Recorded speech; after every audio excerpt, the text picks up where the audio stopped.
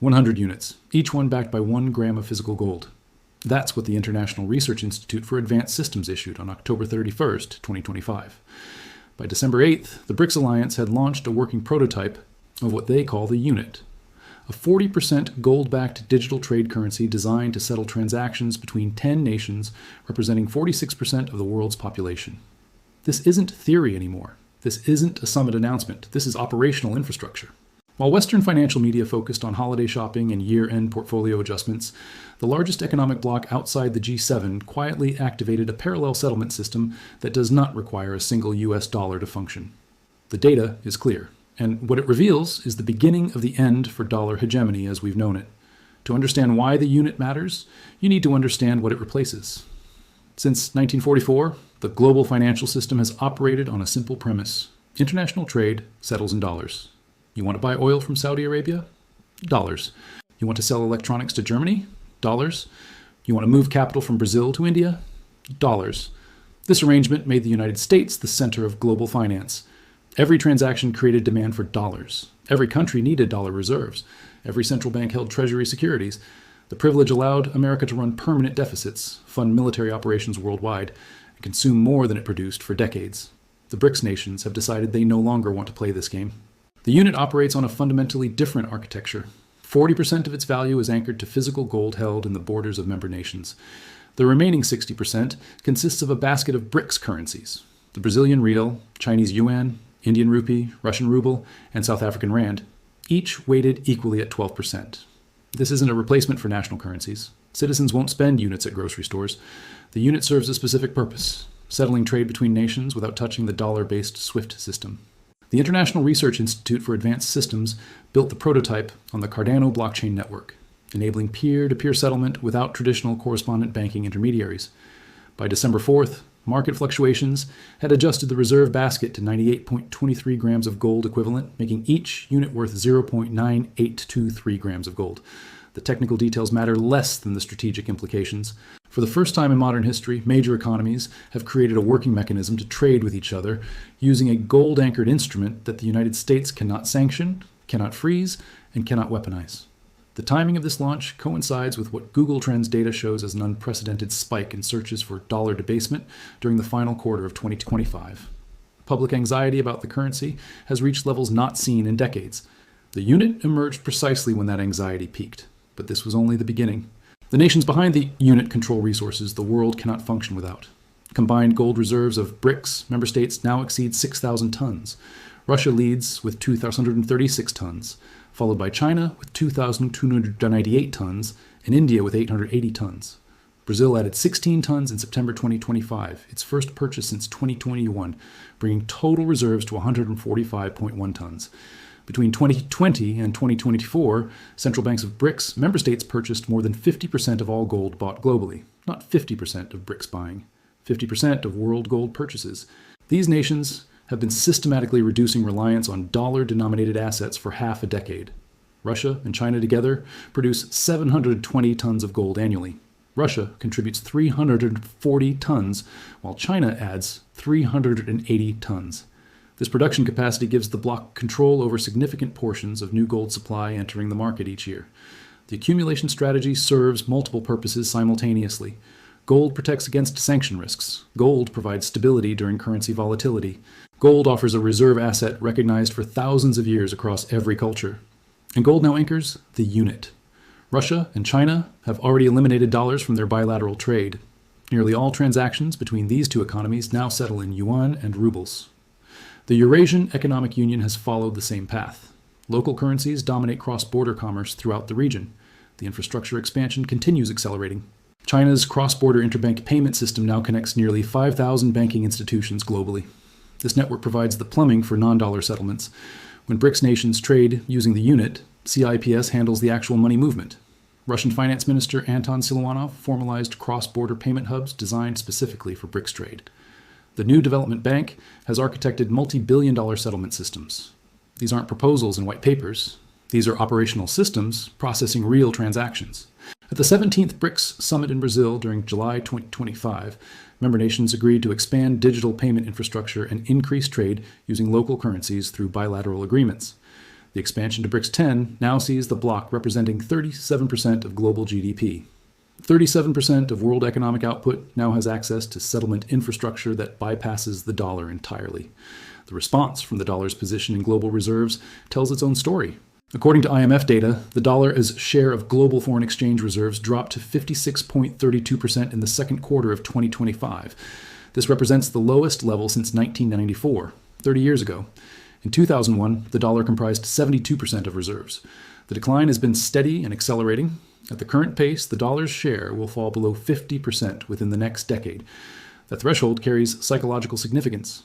Below 50%, the dollar would still be the largest reserve currency, but no longer the majority. All other currencies combined would match its weight. Foreign ownership of U.S. Treasury securities has fallen from nearly 50% in 2014 to approximately 30% in early 2025. The structural demand that once absorbed unlimited American borrowing has weakened substantially. China's Treasury holdings have dropped from a peak of $1.317 trillion in November 2013 to $730.7 billion as of July 2025, a reduction of more than 45%. Beijing has been systematically converting dollar reserves to gold for years. The People's Bank of China purchased gold for 11 consecutive months through September 2025, bringing total reserves to 2,303.52 tons valued at $283 billion. This isn't diversification. This is deliberate de-dollarization by the world's second largest economy. The connection between gold accumulation and the unit becomes obvious when you see the pattern. Central banks worldwide bought over 1,000 tons of gold annually throughout 2022, 2023, and 2024. 3 consecutive years of 1,000-ton purchases marks the longest sustained buying period in modern financial history. The World Gold Council documented this structural shift in reserve management strategies. Gold's share of official reserve assets has more than doubled from below 10% in 2015 to over 23% now. However, the Federal Reserve notes that this increase mostly reflects the 200% rise in gold prices over that period. Physical holdings have increased by less than 10%. But the BRICS nations are different. They're buying physical metal, not paper claims. They're storing it in domestic vaults, not Western depositories. They're building settlement systems anchored to that metal, not dollar-denominated derivatives. When Andy Schectman, president of Miles Franklin, described the agreement at the 2025 BRICS summit, he outlined the mechanism precisely. The gold backing. The unit will be held in kilobars, deliverable and redeemable for participating entities. The basket of gold and currencies will be minted in member countries, placed in escrow accounts within their own borders, taken off balance sheets and onto the Bridge ledger.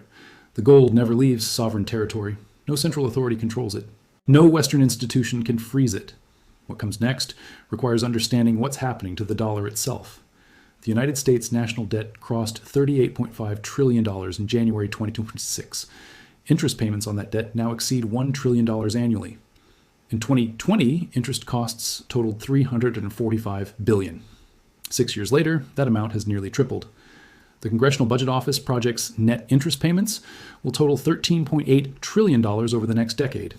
Interest costs are already larger than spending on Medicare and national defense. They are second only to Social Security.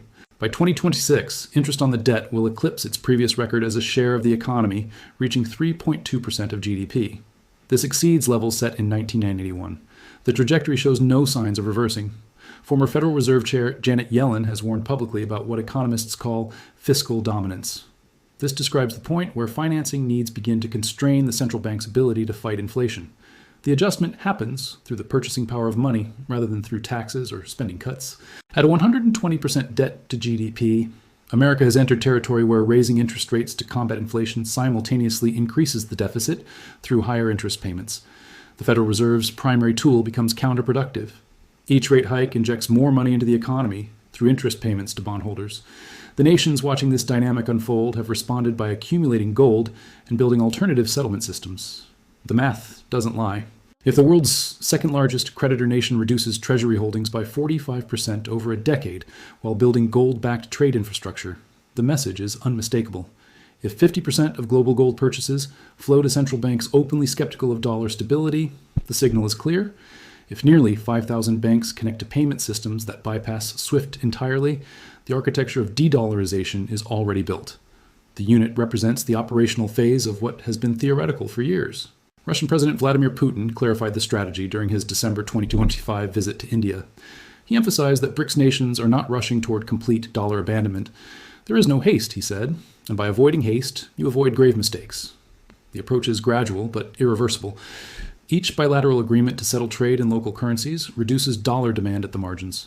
Each gold purchase adds to reserves that don't require American cooperation to maintain value. Each transaction through CIPS is a transaction that doesn't flow through New York. The unit makes gold part of daily settlement, not just passive storage. This shifts gold from a hedge to an active trade asset. Government-level transactions now incorporate gold value directly into the exchange mechanism. For decades, the price of gold was discovered in Western futures markets. COMEX in New York and the LBMA in London set global benchmarks. Those prices reflected paper contracts, not physical transactions. The emergence of the unit suggests a different future. Gold pricing increasingly reflects physical demand from nations building actual gold-backed infrastructure. Paper markets lose relevance when major economies settle trade using metal they physically possess. The implications extend beyond currency markets. JP Morgan projects gold could reach $5,000 per ounce by the fourth quarter of 2026. The bank sees around 585 tons of quarterly investor and central bank demand on average next year. Even with prices above $4,000, central banks simply don't need to purchase as many tons to move their gold share to desired percentages. The structural demand remains elevated. Bank of America issued a $309 silver target amid what analysts are calling the rotation of the century. Precious metals are absorbing capital that once flowed automatically into dollar-denominated assets. The shift accelerates as alternatives become available. Gold traded above $4,400 per ounce in early January 2026. The metal gained over $1,800 compared to 1 year ago. This represents the strongest annual performance since 1979, with prices climbing as much as 55% during 2025. The dollar's transactional dominance persists in certain areas. FX volumes, trade invoicing, and cross-border liability denomination still favor the greenback. But the trajectory matters more than the current snapshot. Every metric shows the same direction. Oil trading, conducted almost exclusively in dollars for 50 years, now sees roughly 20% of transactions settled in alternative currencies. The share keeps growing as major producers accept yuan, rubles, and rupees for hydrocarbon exports. The weaponization of the dollar through sanctions has accelerated the search for alternatives. Countries watching Russia's foreign reserves frozen learned a clear lesson. Dollar assets held abroad exist at American discretion. Gold in domestic vaults exists unconditionally. The unit offers something the dollar cannot provide to nations targeted by sanctions or worried about future targeting. Settlement certainty. A transaction completed through the unit cannot be reversed by a Treasury Department decision. The gold anchor means value doesn't depend on Federal Reserve policy choices. This represents the most significant challenge to dollar hegemony since the euro launched in 1999. Unlike the euro, the unit doesn't require member nations to surrender monetary sovereignty. Each country maintains its own currency, its own central bank, its own economic policy. The unit simply provides a common settlement layer for international trade. The pilot phase limits current usage. Only select institutions participate. Transaction volumes remain small compared to global trade flows. But pilots become programs, and programs become standard practice. The December 2025 launch establishes precedent. The technology works. The gold backing exists. The political will across 10 nations has materialized into operational reality. And what happens in 2026 determines whether the unit remains an experiment or becomes infrastructure. The structural comparison to SWIFT reveals why the unit matters strategically. SWIFT is a messaging system. It transmits payment instructions between banks but doesn't actually move money. Settlement requires correspondent banking relationships, clearing houses, and ultimately access to dollar liquidity. Any bank cut off from SWIFT loses access to the global financial system.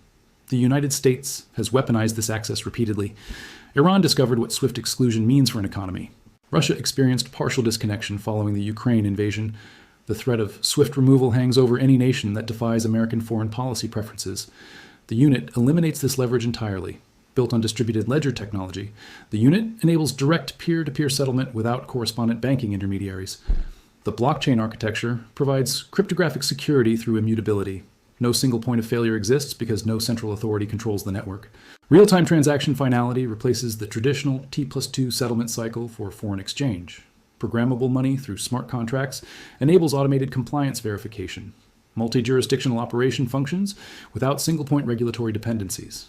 Banks don't need SWIFT access to use the unit. They need gold reserves, BRICS currency holdings, and technical infrastructure. Western institutions can participate by meeting these criteria, but their participation isn't required for the system to function. This architectural difference changes everything about global financial power dynamics. When the United States sanctioned Russia in 2022, the action demonstrated both American power and its limitations. Russia's economy contracted but didn't collapse. Alternative payment channels emerged. Trade continued through non-dollar mechanisms. The sanctions accelerated exactly the infrastructure development they were meant to prevent. The lesson wasn't lost on other nations. If the world's largest nuclear power with abundant natural resources could survive dollar exclusion, others could prepare similar resilience. The unit represents that preparation reaching operational status. Several African nations have signaled interest in alternative settlement systems that don't rely on the dollar. These countries remember structural adjustment programs, currency crises, and IMF conditionality. Dollar dependence meant vulnerability. Gold-backed alternatives mean options. The expansion timeline, published by developers, outlines progressive implementation. The first half of 2026 targets limited commercial deployment for select trade categories and counterparties. The second half of 2027 brings gradual expansion to broader commercial usage with increased transaction limits. Full operational deployment with unrestricted access for qualified participants arrives between 2028 and 2030. Market adoption indicators to monitor include transaction volume growth rates, participating institution announcements, central bank reserve composition changes, and precious metals accumulation patterns by sovereign wealth funds. Any acceleration in these metrics signals expanded deployment beyond the published timeline. The response from Western institutions reveals the seriousness of the challenge. JP Morgan's de-dollarization research identifies two scenarios that could erode dollar dominance. First, adverse events that undermine perceived U.S. stability. Second, positive developments outside the United States that boost alternative currency credibility. The unit qualifies as the second scenario materializing. The bank notes that while the dollar's share of FX reserves has fallen to a two-decade low, it remains dominant in transactional terms. 88% of traded FX volumes still involve dollars, but reserves lead transactions. Central banks position portfolios before trade patterns shift. The Federal Reserve's own research acknowledges the declining trajectory. The dollar comprised 58% of disclosed global official foreign reserves in 2024. The share has declined from 72% in 2001 as foreign reserve managers added smaller currencies to portfolios. What the Fed research doesn't fully capture is the gold accumulation happening simultaneously. Gold doesn't appear in currency composition statistics because it isn't a currency. But when central banks hold 23% of reserves in gold while reducing dollar holdings, the combined effect exceeds what currency data alone reveals. The gold backing. The unit connects these trends into a coherent strategy. Accumulate gold, reduce dollar exposure, build settlement infrastructure, launch operational systems. Each step enables the next. By then, the dollar's share of reserves may have fallen below 50%. American interest payments may have reached $1.8 trillion annually, and gold-backed settlement infrastructure may have processed trillions in trade that once required dollars. The unit isn't about killing the dollar overnight. It's about building an alternative that makes dollar dependence optional. When holding dollars becomes a choice rather than a necessity, the currency loses its exorbitant privilege. The phrase exorbitant privilege was coined by French finance minister Valéry Giscard d'Estaing in the 1960s. He described how America could pay for imports with currency it created rather than earned. The privilege persisted because no alternative existed. The unit creates one. The nations representing 46% of global population have made their choice visible.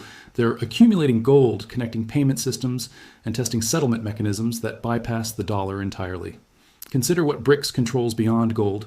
Russia supplies significant portions of global energy exports. Saudi Arabia and the UAE, now BRICS members, control additional oil production. Iran brings more hydrocarbon reserves into the bloc. Energy trade represents trillions of dollars annually, and BRICS nations increasingly settle that trade outside dollar channels. China dominates global manufacturing. The world's factory produces goods that every nation needs. When China offers to settle trade in yuan or through gold-backed mechanisms, buyers have reason to accept. Dependence flows both directions, but manufacturing leverage is tangible and immediate. India's economy grows faster than any other major nation. The demographic dividend of 1.4 billion people creates demand that shapes global markets. India's participation in the unit brings that growth into the non-dollar settlement ecosystem. Brazil controls agricultural exports that feed billions. Soybeans, beef, and other commodities flow from Brazilian farms to global markets. Settlement mechanisms that bypass dollars reduce Brazilian exposure to American monetary policy decisions. Together, these economies form a bloc that can function without dollar trade if necessary. The unit provides the mechanism. The resources provide the leverage. The political will has materialized into action. The 6,000 tons of gold in BRICS vaults aren't decorative. The 5,000 banks connected through CIPS aren't idle. The 100 units issued on October 31st aren't symbolic. They're infrastructure for a post-dollar world that started operating while most Americans weren't paying attention. The Federal Reserve faces an impossible choice as this infrastructure expands. Raising rates to defend the dollar increases interest payments on $38 trillion in debt. Lowering rates to reduce borrowing costs weakens the currency and accelerates capital flight to alternatives. Either path leads to diminished dollar dominance over different timelines. Janet Yellen's fiscal dominance warning describes exactly this trap. When debt reaches levels where monetary policy becomes constrained by fiscal reality, the traditional tools stop working. The Fed cannot independently set policy when every rate decision carries trillion-dollar fiscal consequences. The nations building alternatives understand this dynamic. They're not betting against America out of malice, they're hedging against mathematical certainty. A currency backed by $38 trillion in debt and trillion-dollar annual interest payments offers different risk characteristics than gold bars in domestic vaults. The unit allows them to express that preference operationally rather than just rhetorically. 100 units backed by gold, 10 nations coordinating trade settlement, 37% of global GDP with access to dollar alternatives, and a prototype that proves the concept works. The dollar's death spiral doesn't require a dramatic collapse. It requires only the gradual erosion of necessity. When major economies can trade without dollars, they will. When reserves can be held in gold-backed instruments, they will be. When settlements can bypass SWIFT, they will. The unit answers a question the world has been asking since 2022. What comes after dollar dominance? The answer is now operational, and the nations building it control half the world's gold production, 50% of recent gold purchases, and nearly half of global population. The screens in New York still quote dollar prices. The traders in London still settle in sterling and euros. But in Moscow and Beijing, in New Delhi and Brasilia, in Riyadh and Jakarta, a different system has started running, 1 gram of gold at a time. The weight of this moment extends beyond financial markets into the architecture of global power itself. For 80 years, dollar dominance meant American dominance. Trade required dollars. Dollars required American goodwill. Goodwill required alignment with American interests. That equation is being rewritten in real time. The unit doesn't just challenge a currency, it challenges the infrastructure of American hegemony built over 8 decades. Every transaction that bypasses the dollar is a transaction that bypasses American oversight. Every gold bar in a BRICS vault is a gold bar beyond American reach. The nations building the system aren't hiding their intentions. Summit declarations, bilateral agreements, and operational launches proceed openly. The information is available to anyone paying attention. Most aren't paying attention. The implications haven't penetrated mainstream financial discourse. Dollar dominance feels permanent to those who've never known anything else, but permanence is an illusion. The British pound dominated global finance for over a century before the dollar replaced it. The transition took decades, but was inexorable once the underlying fundamentals shifted. The fundamentals are shifting now. Debt levels, interest burdens, sanction overreach, and alternative infrastructure all point the same direction. The unit transforms theoretical de-dollarization into operational reality. 100 units today, thousands tomorrow, millions eventually. The countdown to a multipolar monetary system has begun, and the clock started on October 31st, 2025, 1 gram of gold at a time.